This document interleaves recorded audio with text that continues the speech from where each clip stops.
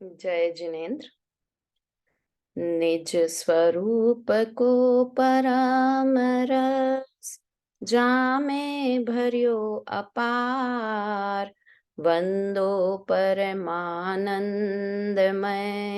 समय सार अविकार। कुंद कुंद मुनि चंद्रवर, अमृत चंद्र मुनीन। आत्मरसी बनारसी, वंदो पद अरविंद। पंडित बनारसी दास जी कृत नाटक समयसार ग्रंथ के सर्व विशुद्धि द्वार अधिकार पर हमारी चर्चा चल रही है। और यहाँ पर बनारसी दास जी या कुंद कुंदाचार्य देव एक एक उन चीजों को, उन बातों को चुन चुन कर हटा रहे हैं जो कि सम्यक दर्शन में, मोक्ष मार्ग में बाधक है। एक एक हमारी मान्यता को चुन चुन कर, जो कहीं ना कहीं हमारे अंदर में मान्यताएं पड़ी हुई है, जो हमें सम्यक दर्शन नहीं होने देती है, उन मान्यताओं का निराकरण कर रहे हैं। साथ ही आत्मा के शुद्ध स्वरूप को भी बता रहे हैं, जो मुक्ति का साक्षात कारण है। मतलब दो तरह की चर्चाएं यहाँ पर चल रही है। एक तो मुक्ति का कारण क्या है और दूसरा मुक्ति का कारण क्या नहीं है। दोनों ही चीजों का ज्ञान होना हमें जरूरी है। तो हम जो एक मुक्ति का कारण मानते हैं, जो कि हमें स्पष्ट दिखाई भी देता है, वो क्या कि अगर मुनि बन गए तो मोक्ष पक्का ही है, द्रव्य लिंग से मोक्ष होता है। ये जो हमारी मान्यता है, इसे यहाँ पर हटाने का प्रयास कर रहे हैं बनारसी दास जी। मुक्ति का मूल कारण द्रव्य लिंग नहीं है ना। बोलते हैं छंद 110 और 111 नंबर का छंद। दोहा है, शुद्ध ज्ञान के देह नहीं, मुद्रा वेश न कोय। ताते कारण मोक्ष को, दर्भ लिंग नहीं होय। दर्भ लिंग न्यारो प्रगट, कला वचन विज्ञान। अष्ट महारिद्धि अष्ट सिद्धि, एऊ होई न ज्ञान। देखिए क्या लिखा, शुद्ध ज्ञान के देह नहीं, ज्ञान को देह नहीं है। शुद्ध ज्ञान को देह नहीं है। ज्ञान को देह नहीं है मतलब क्या कि ज्ञान इज इक्वल टू आत्मा, है ना। ज्ञान को आत्मा भी कहते हैं। कई जगह आत्मा और ज्ञान दोनों पर्यायवाची से ही हैं।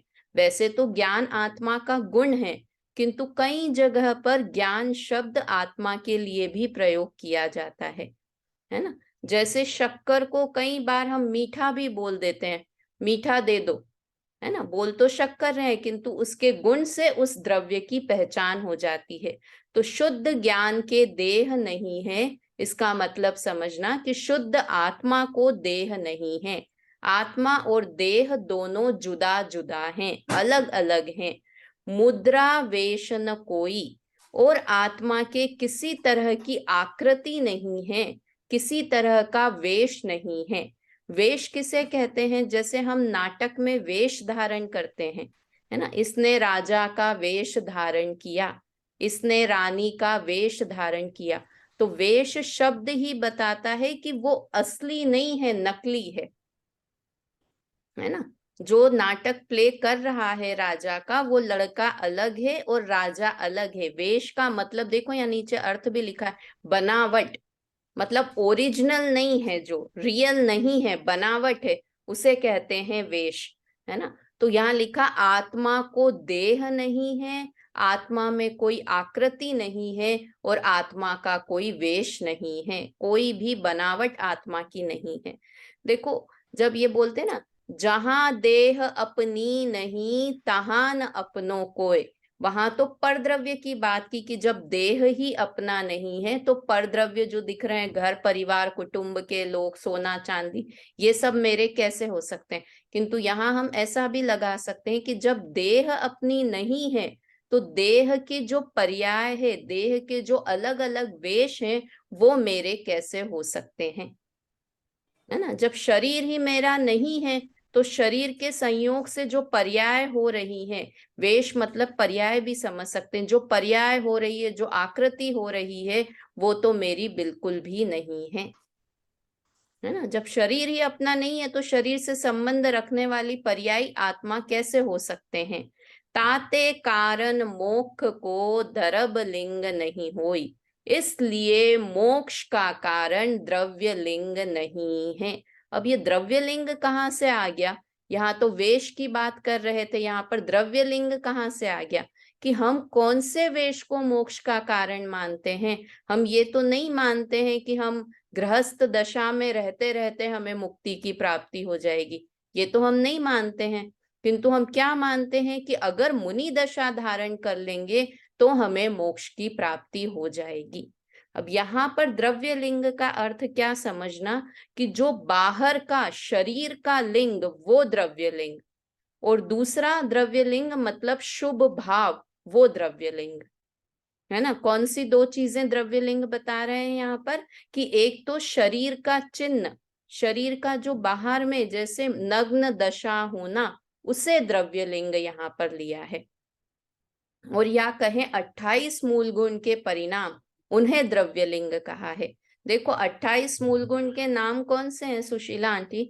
5 महाव्रत, 5 समिति, 5 इंद्रिय विजय, 6 आवश्यक और 7 शेष गुण, नग्नता आदि 7 शेष गुण।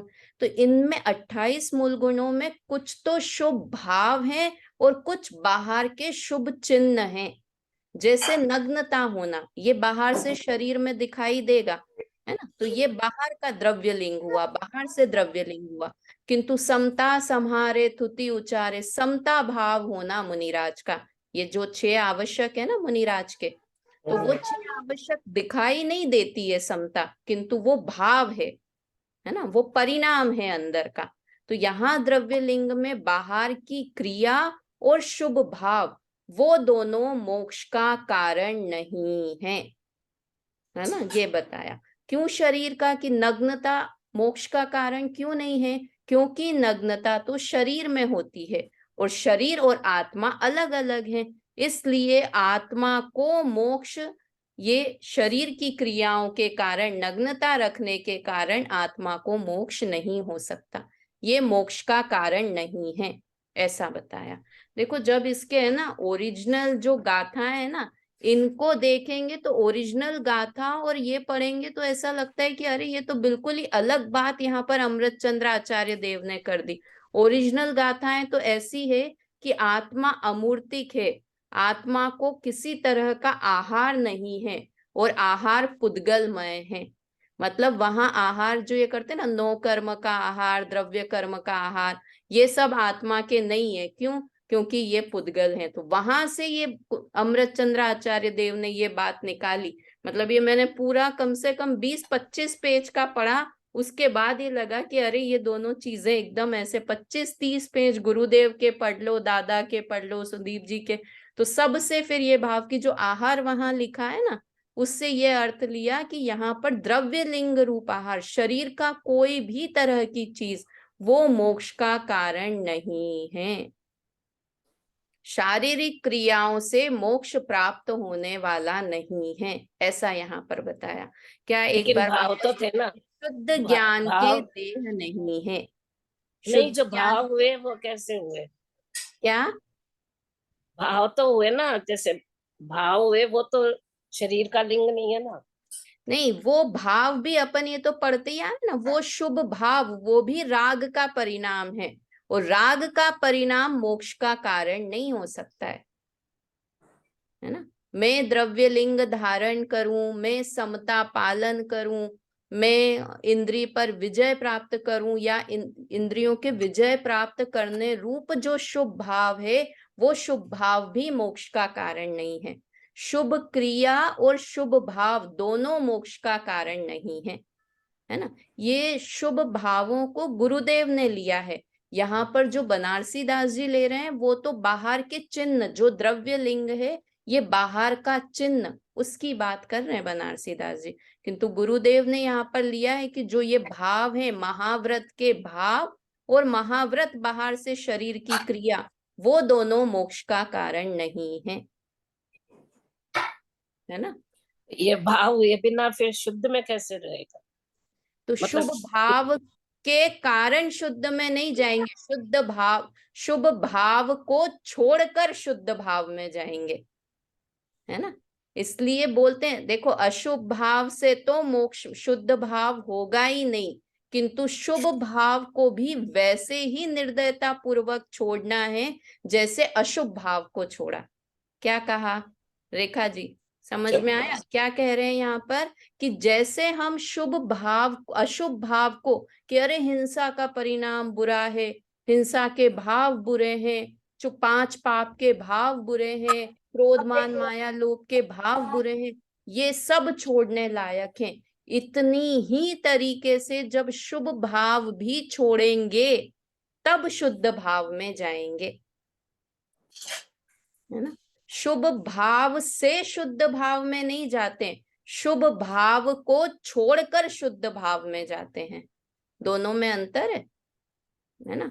अशुभ से तो शुद्ध में जाएंगे ही नहीं, अशुभ के बाद शुभ आएगा, किंतु उस शुभ को भी वैसे ही छोड़ेंगे जैसे कि अशुभ को छोड़ा, क्योंकि शुभ भाव भी बंध का ही कारण है और शुद्ध भाव है वो मोक्ष का कारण है।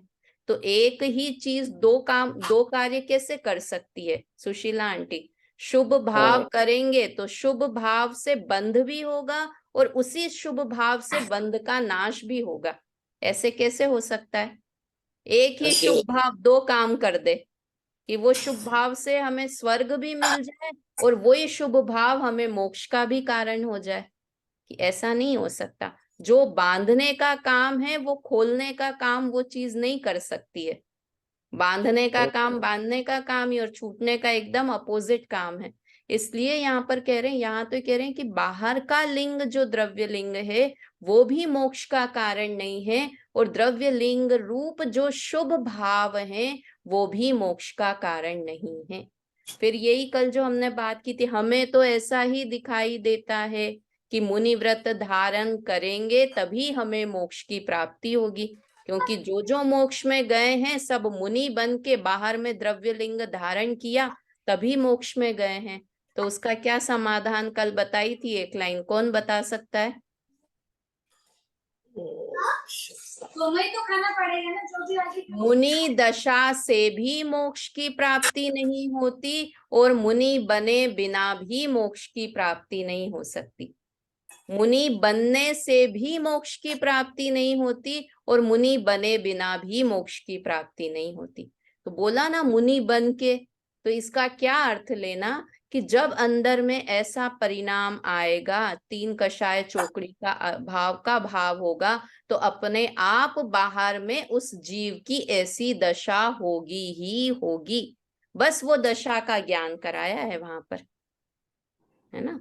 तो यहाँ पर क्या लिखा? शुद्ध ज्ञान के, शुद्ध आत्मा के देह नहीं है, शरीर नहीं है, कोई भी आकृति नहीं है, कोई भी वेश नहीं है, इसलिए मोक्ष मार्ग का कारण द्रव्य लिंग नहीं हो सकता, क्योंकि द्रव्य लिंग भी एक वेश है। वेश का अर्थ क्या लिखा? बनावट। सुनीता आंटी, द्रव्य लिंग भी बनावट है। ओहो, द्रव्य लिंग को नाटक बोल दिया। बनावट, वेश धारण करना मतलब नाटक।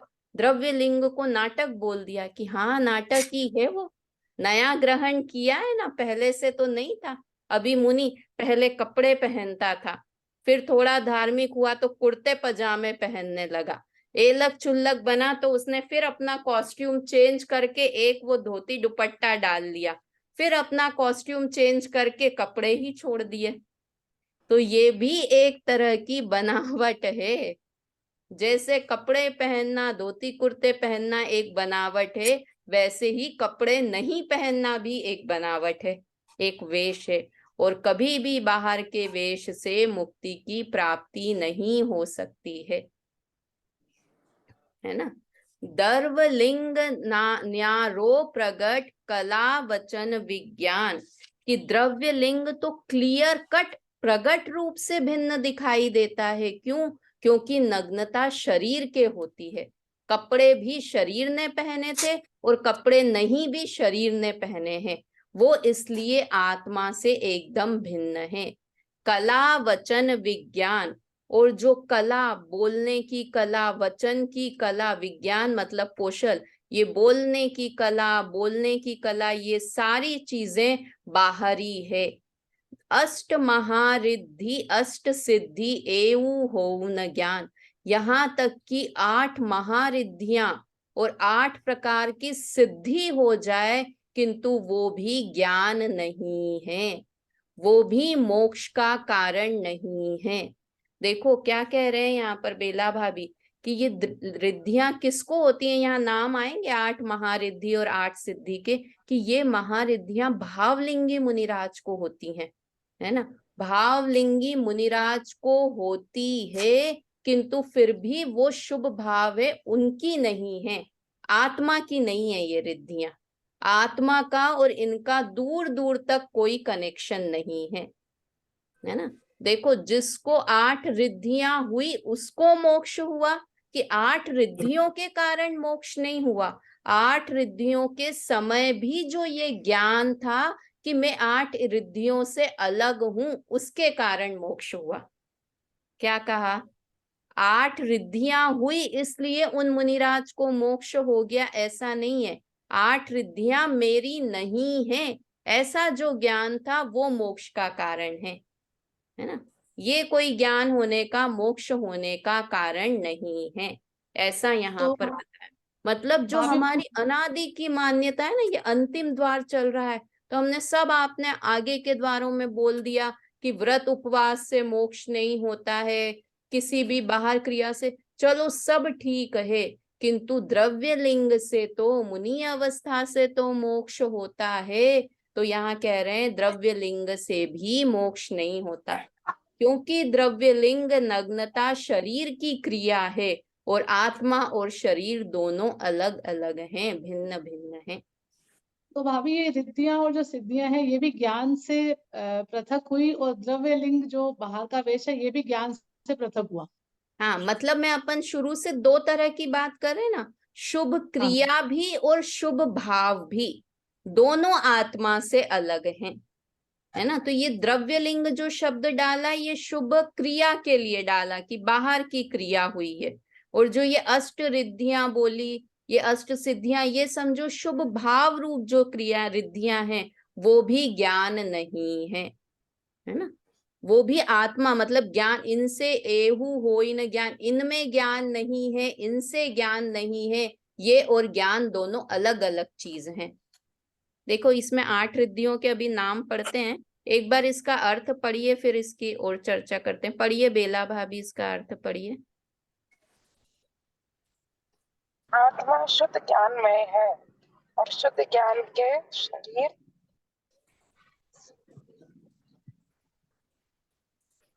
शुद्ध ज्ञान, अभी मैं गा रही हूँ, आवाज ठीक से नहीं आ रही। अच्छा चलिए पढ़िए, आरती जी पढ़िए।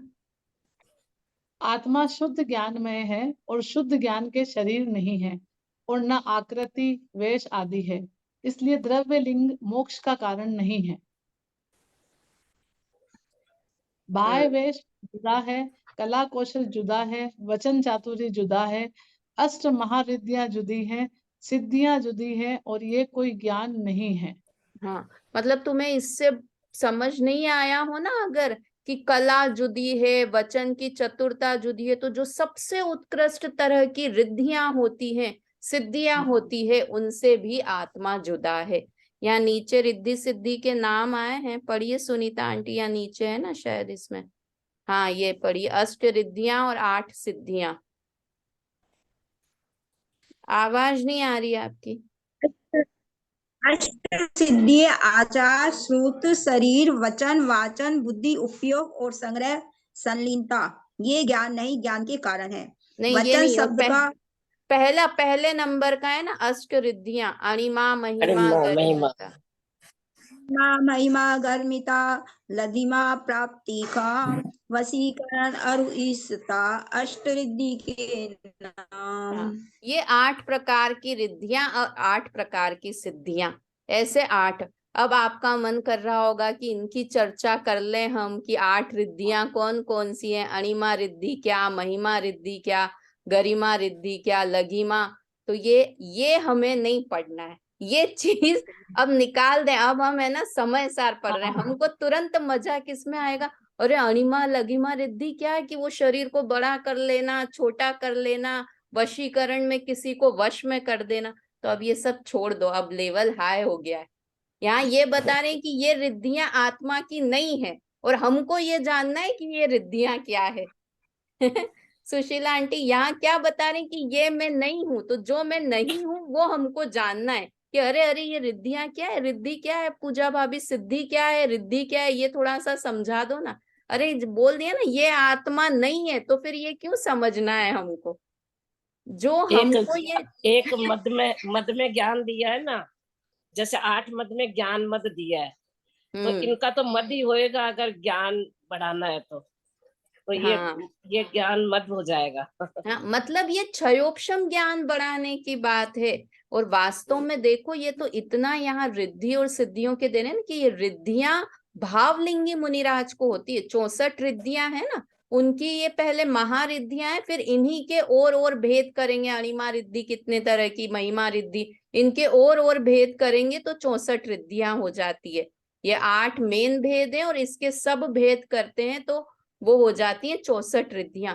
और ये भावलिंगी मुनिराज को होती है, भावलिंगी मुनिराज को होती है, किंतु इनके कारण मोक्ष नहीं होता है, क्योंकि ये अलग है और आत्मा अलग है।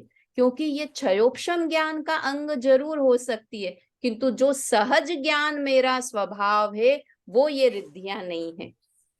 अगर ये 8 रिद्धियां सिद्धियां मोक्ष का कारण हो जाए तो जिन मुनिराजों को ये रिद्धि सिद्धियां नहीं होती है उन्हें मोक्ष नहीं होगा, क्योंकि ये रिद्धियां हर भावलिंगी मुनिराज को होती है ऐसा नहीं है। सुनीता आंटी, किसी किसी भावलिंगी मुनिराज को ये रिद्धियां होती है, तो इसलिए ये रिद्धियां भी आत्मा नहीं है, मोक्ष का कारण नहीं है। आत्मा नहीं है और मोक्ष का कारण नहीं है ऐसा जो बोला, उसका क्या मतलब कि जो आत्मा होगा, जो स्वभाव होगा, वो ही मोक्ष का कारण होगा। और ये रिद्धियां आत्मा का स्वभाव नहीं है। ये रिद्धियां मुझे बाहर से प्रकट करनी पड़ेगी, द्रव्यलिंग मुझे बाहर से प्रकट करना पड़ेगा, और जो बाहर की चीज है वो मेरे मोक्ष का साधन नहीं हो सकती, मोक्ष का कारण नहीं हो सकता। कितनी अच्छी बात है, मतलब बिल्कुल पर की आवश्यकता ही नहीं है। मैं सोचूं कि देखो हमको कई बार लगता है ना कि ठीक है हम सम्यक दर्शन भी कर लेंगे, सब कर लेंगे, किंतु मुनि बनना होगा तो ये बहुत कठिन है। कैसे रहेंगे नग्न, कैसे गर्मी सहेंगे, कैसे सर्दी सहेंगे, उस चीज की टेंशन हम करने लग जाएं मम्मी, है ना, कैसे नंगे पैर चलेंगे, कैसे रहेंगे, बिल्कुल मुनि बनना बहुत कठिन है। तो यहाँ से वो बोझा भी हटा दिया कि मत मत ध्यान दो कि नग्न होना है, मत ध्यान दो कि बिना चप्पल के रहना है, केश लोच करना है, कुछ मत करो। तो फिर इनके बिना मोक्ष हो जाएगा, तो कह दिया हाँ इनके बिना मोक्ष हो जाएगा, है ना। हटाओ ये द्रव्यलिंग वृग्यलिंग, किसी से मोक्ष का कनेक्शन नहीं है। आत्मा का कनेक्शन किससे है कि सम्यक दर्शन ज्ञान सम्यक दर्शन, सम्यक ज्ञान, सम्यक चारित्र हो गया तो पक्की बात है मोक्ष होगा ही होगा। हम कहाँ अटक जाएंगे, इसलिए यहाँ पर द्रव्यलिंग को इतने अंतिम जगह पर लिया, एकदम खत्म होने वाले टाइम पे ग्रंथ, कि हमें लगेगा कि हम मुनिव्रत धारण करेंगे तो मोक्ष होगा। तो कहा आत्मा का और मुनिव्रत का कोई संबंध नहीं है। फिर वो होगा कि नहीं, अरे होना होगा तो हो जाएगा, अपने आप द्रव्यलिंग हो जाएगा। उसकी टेंशन अभी से मत पालो कि कैसे मुनि बनेंगे, कैसे आर्य का क्षुल्लक बनेंगे। समझ में आया? तो यहाँ इसलिए एक एक चीज जो मैं बोल रही थी ना शुरू में, चुन चुन के एक एक परिणाम यहाँ से कुंद कुंद आचार्य देव ने ढूंढ ढूंढ के निकाले हैं कि हमारे अंदर ये परिणाम बसा होगा कि मुनि बनेंगे तो मोक्ष में जाएंगे। तो कहा मुनि मुनि भी द्रव्य लिंग है, बाहर का वेश है, आत्मा का इससे कोई कनेक्शन नहीं है ना। चलिए अब आगे वाला दोहा पढ़ते हैं, ये भी इसी से ही मिलता जुलता ही है। इसमें भी आत्मा के सिवाय अन्यत्र ज्ञान नहीं है। बोलते हैं एक साथ, सवैया इकतीसा है। भेष में न ज्ञान नहीं, ज्ञान गुरु वर्तन में, मंत्र जंत्र तंत्र में न ज्ञान की कहानी है। ग्रंथ में न ज्ञान नहीं, ज्ञान कवि चातुरी में, बाती में ज्ञान नहीं, ज्ञान कहाबानी में। ताते वेश गुरु ता कवित ग्रंथ मंत्र बात, इन ते अतीत ज्ञान चेतना निशानी है। ज्ञान ही में ज्ञान नहीं, ज्ञान और ठोर कहूँ, जाके घट ज्ञान सोई ज्ञान का निदानी है। सिर्फ ज्ञान है वो ही मोक्ष का कारण है। भेष में न ज्ञान नहीं, ज्ञान गुरु वर्तन में, मंत्र जंत्र तंत्र में न ज्ञान की कहानी है। वेश में ज्ञान नहीं है, बाहर का वेश धारण करने में ज्ञान नहीं है। महा बन जाना, गुरु बन जाए, चलो साधु नहीं आचार्य परमेश्वरी बन गए तो उसमें ज्ञान है कि उसमें भी ज्ञान नहीं है। ज्ञान नहीं है मतलब आत्मा और वो दोनों अलग अलग हैं। सबसे पहले ही बताया ना, जहां यहाँ ज्ञान लिख रहे हैं इसको आत्मा समझना। ज्ञान इज इक्वल टू आत्मा, बहुत जगह ज्ञान और आत्मा। तो आत्मा में आत्मा वेश नहीं है, आत्मा बाहर का गुरुपना नहीं है। मंत्र जंत्र तंत्र में न ज्ञान की कहानी है। मंत्र जंत्र तंत्र यहाँ सब भी आत्मा नहीं है, मतलब ये भी आत्मा से भिन्न है। आत्मा ज्ञान से ये सब भिन्न है। ग्रंथ में न ज्ञान नहीं, ज्ञान कवि चातुरी में, बातनी में ज्ञान नहीं, ज्ञान कहाबानी में। कि ग्रंथों से ज्ञान है, ग्रंथ में ज्ञान है कि ग्रंथ भी क्लियर कट जड़ है। ग्रंथ में ज्ञान नहीं है, ग्रंथ से हमें ज्ञान होता है, वो भी क्षयोपशम ज्ञान होता है, तो वो भी ज्ञान नहीं है। कवि चतुरता, बहुत बोलना, अच्छा कविता लिखना आता हो, तो वो भी आत्मा नहीं है, बाहर की चतुराई है। और बहुत अच्छे से बातें बनाना आती हो तो इसमें भी ज्ञान नहीं है। मतलब ये सब करके हम समझें कि हम ज्ञानी हो गए हैं, तो ऐसा नहीं है। बहुत अच्छा उपदेश दे दें, बहुत ग्रंथों का ज्ञान कर लें, बहुत अच्छे से पूजाएं लिख लें, तो ये सब भी ज्ञान नहीं है। इससे कोई जीव ज्ञानी नहीं हो जाता। ये बाहर का क्षयोपशम ज्ञान जरूर है, किंतु इनके होने से आत्मा ज्ञानी नहीं होता। ताते वेश गुरुता कवित ग्रंथ मंत्र बात, इन ते अतीत ज्ञान चेतना निशानी है। इसलिए बाहर का वेश, बाहर का गुरुत्व, महानता होना, कविता लिखना, ग्रंथ करना, मंत्र बोलना, इन सब से आत्मा अलग है, ये ज्ञान की निशानी नहीं है। क्यों? क्योंकि ये सब नहीं होते हुए भी जीव को सम्यक दर्शन हो जाता है। महावीर भगवान के जीव को शेर की पर्याय में मम्मी, कौन सा वेश था, कौन सी गुरुता थी, कौन सा कवित्व था, कौन से ग्रंथ थे, कौन से मंत्र तंत्र याद थे, कुछ भी नहीं था, किंतु फिर भी सम्यक दर्शन हुआ, है ना। कई मुनिराश तो जिनको ये सब नहीं होता है वो भी मोक्ष की प्राप्ति करते हैं। तो ये सब सम्यक दर्शन और मोक्ष के कारण नहीं है। ज्ञान ही में ज्ञान नहीं, ज्ञान और ठोर कहूं। ज्ञान सिर्फ ज्ञान में ही ज्ञान है, मतलब ज्ञान ही एकमात्र मोक्ष का कारण है। तो ज्ञान यानी कौन सा ज्ञान? कि क्षयोपशम ज्ञान की बात नहीं है। एक सहज ज्ञान में हूं ऐसा विश्वास हो जाना, ऐसा ज्ञान हो जाना, वो ही एक सही ज्ञान है, और कुछ ज्ञान नहीं है। जाके घट ज्ञान सोई ज्ञान की निदानी है। जिसके अंतरंग में ये सम्यक ज्ञान प्रकट हो गया है, बस वही ज्ञान का कारण है, मोक्ष का कारण है। मतलब इन शॉर्ट कहें तो मैं ज्ञान वाला हूं, ऐसा अपने पे भरोसा आ जाना, यही वास्तव में सच्चा ज्ञान है, सम्यक दर्शन है, मोक्ष का कारण है। समझ में आया? ज्ञान की अलग अलग तरीके से महिमा, मतलब ये पूरे समयसार ग्रंथ में भी कहे ना तो ज्ञान को ही ऊपर रखा है, ऊर्ध्व, क्योंकि ज्ञान ही एकमात्र ये चीज है जो कि मुक्ति का कारण है। बाहर की कोई भी चीजें मोक्ष का कारण नहीं है ना। पढ़िए इसका अर्थ, पढ़िए मम्मी, पढ़ो इसका अर्थ।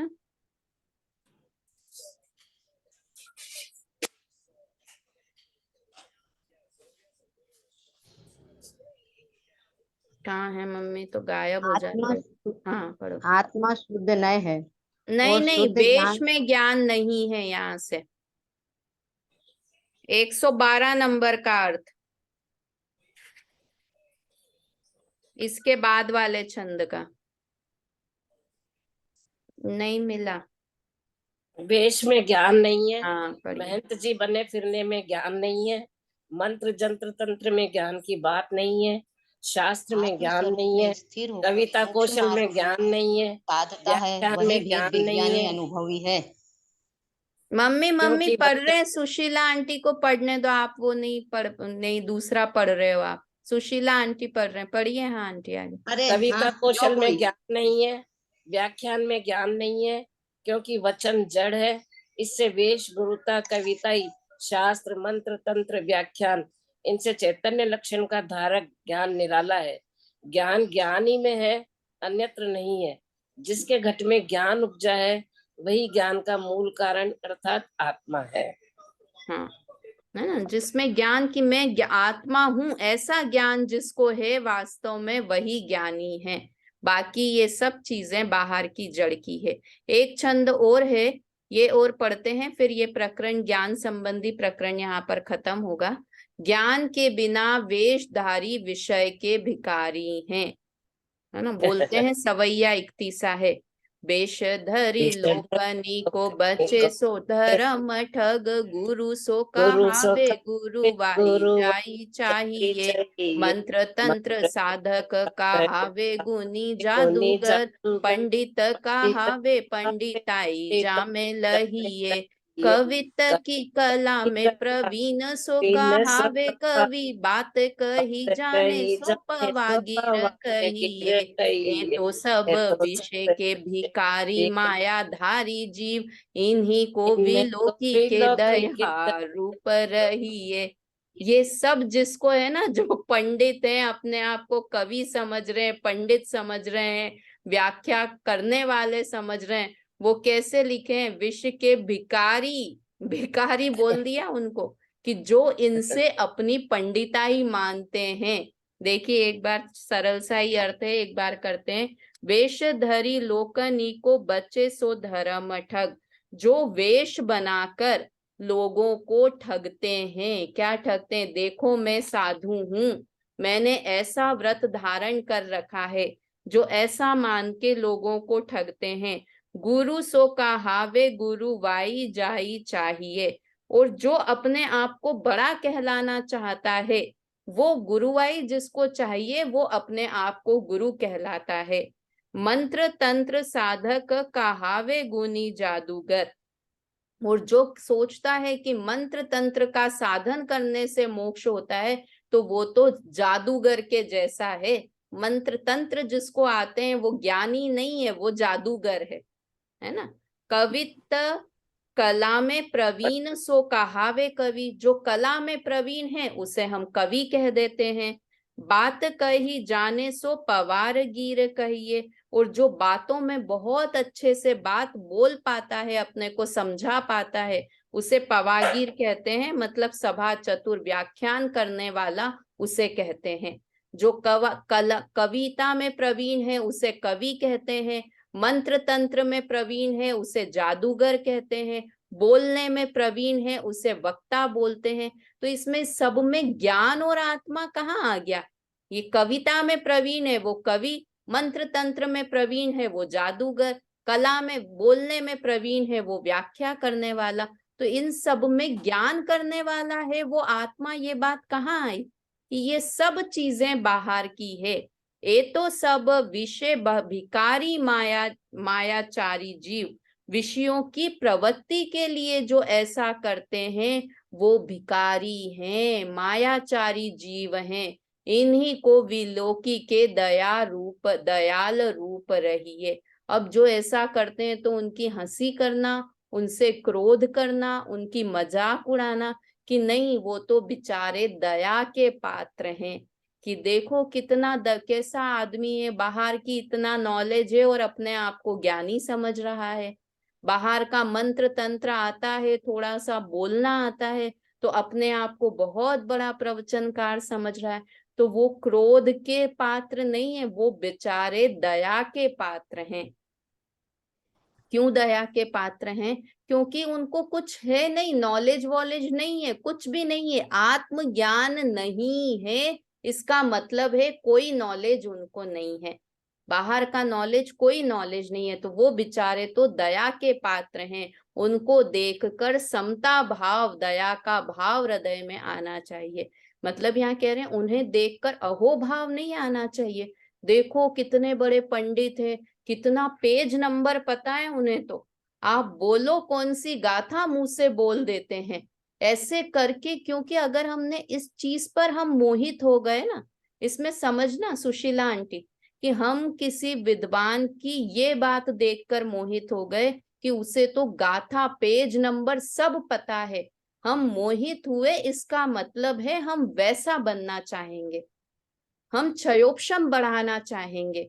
कितनी अच्छी पूजाएं लिखते हैं, तो हम अपना ज्ञान, हमारे लिए वो चीज महान हो गई है ना। आरती जी समझ में आ रही बात? हमारे लिए बाहर का ज्ञान, क्षयोपशम ज्ञान, इतना अच्छा लिखना वो इम्पोर्टेंट हो गया। इम्पोर्टेंट क्या होना चाहिए सुनीता आंटी? कि आत्मा का ज्ञान है या नहीं है।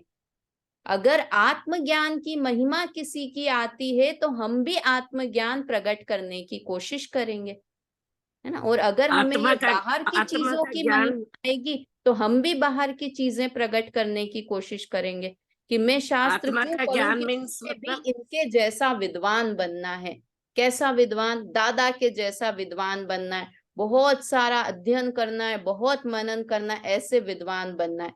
कैसी कविताएं लिखनी है कि बनारसी दास जी ने जैसा ग्रंथ लिखा, मेरे में भी कवि शैली है, तो मैं भी ऐसे ग्रंथ की रचना कर दूं। अटक गए ना हम यहाँ पर, अनादि से अभी घर गृहस्थी में अटके हैं, फिर प्रवचन करने में, कविता लिखने में, पाठ बोलने में अटक गए ना कहीं पर। आत्मज्ञान करना था वो तो नहीं करने पाए और बोलने बुलाने में लग गए। कोटा वाले बाबूजी तो इतना कठिन बोलते हैं कि जिससे बोलने का लालच है कि मैं बोलूं और मेरी बात लोग सुने, मैं इतने प्रवचन करूं, 4 प्रवचन इतना करूं, तो उसे बोलने की उल्टी है। बोलना वो चाहता है, दिखाना चाहता है। मतलब हमें किसी दूसरे से अट्रैक्ट होके भी ये काम नहीं करना है। क्यों? क्योंकि ये कार्य करने योग्य नहीं है। एक आत्मज्ञान है वही करने योग्य है। सब चीजें बाहर की हैं, इससे ज्ञानी समझदार हो गया है, ऐसा नहीं है। चलिए अर्थ एक बार पढ़ दीजिए, आरती जी पढ़ दीजिए इसका अर्थ। बच्चों के लिए फायदेमंद होता है ना मार।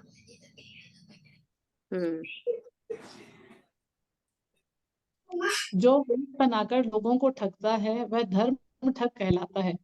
जिससे लौकिक बड़प्पन होता है वह बड़ा कहलाता है।